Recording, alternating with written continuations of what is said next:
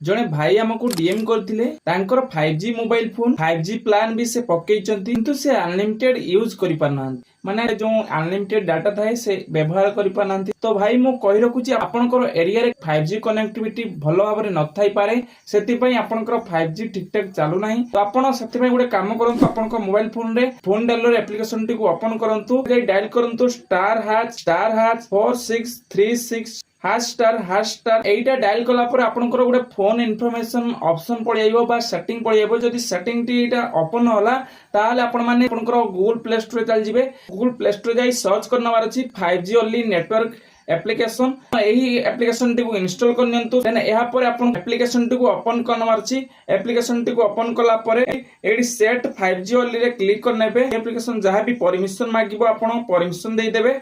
Then permission देला परे set preference network types then आपण माने सेथरे क्लिक करी गुडे ऑप्शन फाइंड करंतु एनआर ओनली टी को सिलेक्ट करी रखंतु। देन सिलेक्ट कला परे आपनकर मोबाइल रे 5G कनेक्टिविटी आसी जे परे मोबाइल रे डाटा टी को ऑन करिकिना आपण आराम से 5G डाटा यूज करि परिबे। एवं जो मानकर की मोबाइल रिलेटेड कोनोसी प्रॉब्लम रहउची कमेंट करंतु आमे वीडियो माध्यम रे आपनकर कमेंट रो रिप्लाई दबु। तो एई भली इन्फॉर्मेटिव टिप्स देखिया पई फॉलो एवं सब्सक्राइब रखंतु एवं वीडियो को लाइक करी सामान सहित शेयर निश्चित करंतु।